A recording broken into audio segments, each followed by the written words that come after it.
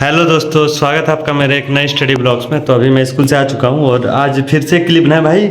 सुबह ब्लॉग शुरुआत ही नहीं कर पाते, जो कि एक होता है ना सही लगे देखने में। तो स्कूल पे कुछ कुछ क्लिप्स वगैरह भी आप लोग के लिए बनाते हैं। आप लोग बोलते बनाओ तो बच्चा लोग के लोग कुछ पूछते हैं तो बनाते हैं, ठीक है।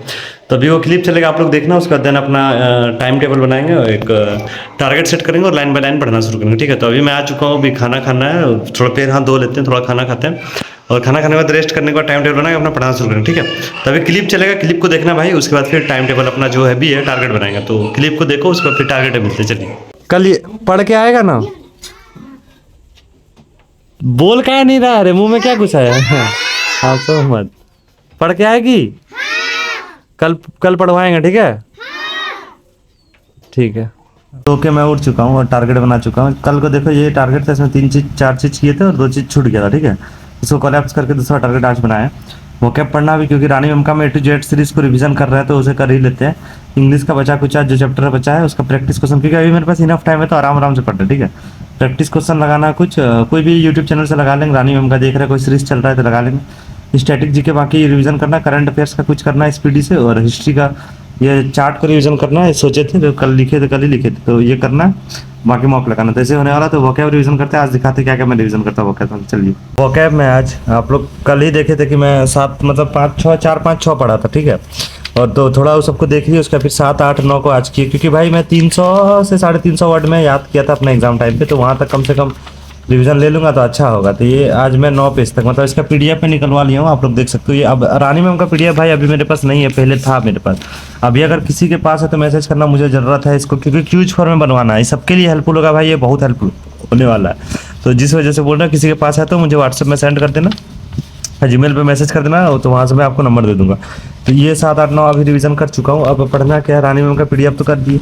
अब थोड़ा सा चैप्टर वाइज रिवीजन करना, ठीक है। तो चैप्टर वाइज दिखाते, कल 4 चैप्टर किए थे, आज फिर 4 चैप्टर करेंगे तो वो दिखाते हैं आपको। चलिए इंग्लिश का अभी मैं प्रीपोजिशन चैप्टर और मतलब प्रीपोजिशन कल भी किए थे, बट आज भी रिवीजन कर लिए, क्योंकि इस पर थोड़ा मतलब डाउट आ रहे थे तो मैं फिर से देख लिया, ठीक है। कुछ कुछ डाउट आ रहे थे तो वो देख लिया। उसके अलावा मैं आज एडवर्ब चैप्टर रिवीजन किया और आर्टिकल चैप्टर रिवीजन की।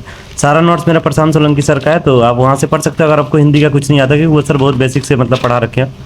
और बाकी और क्या बोलेंगे, अभी सर ने न्यू शुरुआत भी किया है तो आप समझ सकते हो अभी अच्छा ही पढ़ाएगा, क्योंकि अभी जब कोई न्यू शुरुआत करता तो वो अच्छा पढ़ाता, सीधी सी बात है। सर कितनों बदले फायदा आपको होना चाहिए, सर को बदलने तो उससे मतलब फायदा आपको होना चाहिए, ठीक है। तो ये सारा आर्टिकल तक मैं रिवीजन कर चुका है, एडवर्ब और प्रीपोजिशन तो रिवीजन हो चुका है। अब कल 60 रूल्स रिवीजन करना। फिर वॉइस और नरेशन नहीं किया भाई, उसे एक एक्स्ट्रा कल था, क्योंकि हर शिफ्ट पे उससे क्वेश्चन तो दिख ही रहे हैं मुझे। बना तो ले रहा हूँ बट रिवीजन नहीं है, तो लैक ऑफ रिवीजन से सही हो जा रहा है, क्योंकि देखो ऑप्शन एलिमिनेशन उसमें लग जाता सही हो जाता, नहीं तो ऐसे गलत हो जाएगा। तो अब क्या करना है, ये तो कंप्लीट हो चुका है।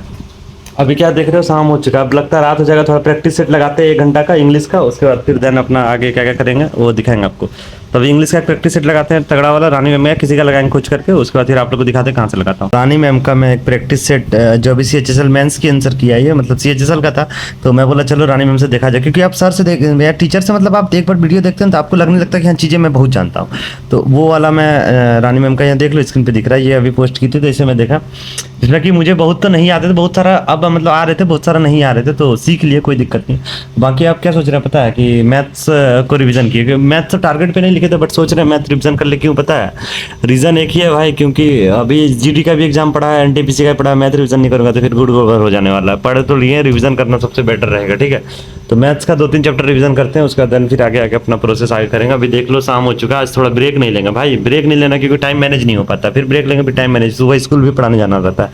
तो मैथ का रिवीजन करते हैं, दिखाते हैं आज मैं कौन कौन सा टॉपिक लेता हूँ, कहाँ से लेता हूँ, सारा चीज़ आपको दिखाऊंगा। तो मैथ रिवीजन करते हैं। मैथ्स में अभी मैं परसेंटेज, प्रॉफिट लॉस और SI चैप्टर का रिवीजन किया हूँ और खत्म हो चुका है। और अभी 3-4 चीज़ का मेरा टारगेट का बचा हुआ, बट आप लोग को मैं कल ही वीडियो में बताया था कि भाई इधर अभी शादियों का सीज़न काफ़ी ज़्यादा मतलब शादी है हम लोग का कास्ट में खास करके। तो यहाँ क्या है कि डेली का आज भी पापा लोग आए नहीं है तो खाना पीना खाने के लिए जाना पड़ेगा, क्योंकि नहीं आए तो मैं अकेले यहाँ पर घर पे ऐसे तो दोपहर को चाची उची के यहाँ खा लेता हूँ, बट शाम को टाइम पे क्या होता है शादी रहता है तो बोले चलो जा करके वहाँ खा भी लेंगे, अटेंड भी हो जाएगा और खा भी लेंगे। तो फिर जाना पड़ेगा, खाएंगे, फिर आकर के अभी 10 बज जाएगा, 7:30 बजे रहे तो 10 बज जाएगा, तो फिर आने में तो फिर रात को अभी सब तो नहीं ना पढ़ पाएंगे, क्योंकि भाई आप देखो ऐसे थोड़े ना कि मुझे कल सुबह स्कूल भी पढ़ाने के लिए जाना, तो डेली आप 12-1 बजा देंगे तो फिर सुबह जा नहीं पाएंगे, तो समझ रहे हो सारा चरह देखना पड़ता है।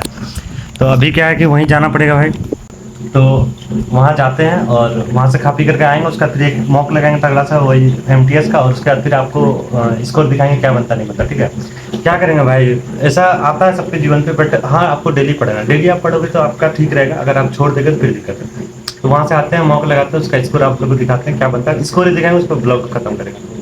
मिलते हैं स्कोर। खाना खाने के आने के बाद शादी कर गया था, तो ऐसे ही खा पी करके आया और एक एमटीएस का ऐसे ही फुल मॉक टाइप का लगाया, बोले देखे लगा करके, क्योंकि डेली प्रैक्टिस तो कर ही रहे हैं भाई इंग्लिश, लेकिन प्रैक्टिस बहुत हेल्प करता है भाई। पहले मुझे पता नहीं था, जब मैं एमटीएस का तैयारी शुरुआत किया था मुझे पता नहीं था कि प्रैक्टिस इतना हेल्प करता है। अभी पता चल रहा है कि आप जो प्रैक्टिस करते हो ना, तो भाई आप अलग लेवल के कॉन्फिडेंस पे रहते हो और क्वेश्चन आपका सही ज़्यादातर होता है इंग्लिश में।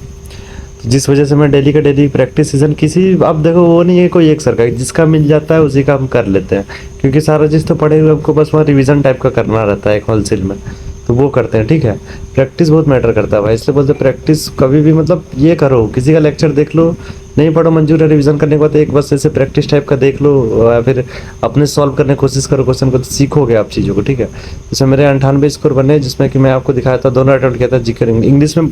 वो मैं रीडिंग कॉम्प्रेशन अटेम्प्ट नहीं करता क्योंकि भाई एक तो टाइम, सबसे पहली बात हमको सोना होता है तो जल्दी देना होता है, तो टाइम करने के लिए, और 5 क्वेश्चन छोड़ते हैं कि बाद में पहले ये सबका प्रैक्टिस पूरा कर लेंगे, ग्रामर रूलर वोकैब का, उसके बाद फिर देन उन सबका प्रैक्टिस करते रहेंगे। तो जीके में भाई मेरे हाँ कितना अटैम्प्ट किया था, जनरल नॉलेज से मैं 20 अटैम्प्ट किया था, इसमें 16 सही हुए, 4 गलत हुए। तो वही बोल रहा हूँ भाई, मतलब इसमें जीएस थोड़ा ठीक था, ज़्यादा भी हार्ड जीएस नहीं था, जीएस ठीक था, इजी क्वेश्चन था। बाकी इंग्लिश भी ठीक था, बट इंग्लिश में बस हम जो जानते थे वही अटैम्प्ट लिया, 18 का अटैम्प्ट लिए थे, 18 सही हुआ। जो मुझे परफेक्ट पता था, जैसे आप लोग को मैं एक दो अगर दिखाऊँ, तो जो मुझे परफेक्ट पता था मतलब वही सबको अटैम्प्ट लिए। ठीक है, कुल मिलाकर के वो मैं आपको बोलना चाहता हूँ। जैसे ये स्ट्रिंग, ये मैं जानता था कि स्ट्रिंगी मतलब होता है वैसे आदमी जो थोड़ा कंजूस टाइप का होता है, विचित्र कंजूस टाइप का होता है। और यहाँ पे देखो ना, वायलेंट कुछ अलग सेंस दे रहा था, वायलेंट क्वारल से हम सेम दे रहा है, तो ये दोनों नहीं हो सकता था, समझ रहे हैं। ये भी तो देख के जानेंगे, complete disorder confusion, chaos chaos मतलब आप ऐसा जगह में चल गए जहाँ आप मतलब विचित्र लग रहे हो या फिर अलग, वैसा वाला सेंस जाता है। और ये वाला भी टू रिंग वंस ऑन्स वेल मतलब अपने आप को, अपन टू इंक्लूड इन सेल्फ, अपना अपने आप को तारीफ करना, तो वही बात है। बाकी जीके में भी आप लोग देख सकते हो, ये वाला तो छोड़ ही दिए थे शायद, ये सही हुआ किस पर, आरबीआई का राष्ट्रीयकरण भाई 1949, ये सब रिपीटेड क्वेश्चन, ये सब मतलब बनते रहता है, तो ऐसे करके मैं अटैम्प्ट किया था। तो बाकी आप लोग प्रैक्टिस ऐसे लगाओ, अच्छा होगा, इंग्लिश इंप्रूव होगा। अगर एमटीएस का एग्जाम दे रहे हो तो इंग्लिश इंप्रूव कर लोगे तो सारा चीज़ सही होगा। बाकी आज का ब्लॉग्स के लिए इतना ही है, कल मिलते हैं नेक्स्ट ब्लॉग के साथ, तो बाय बाय।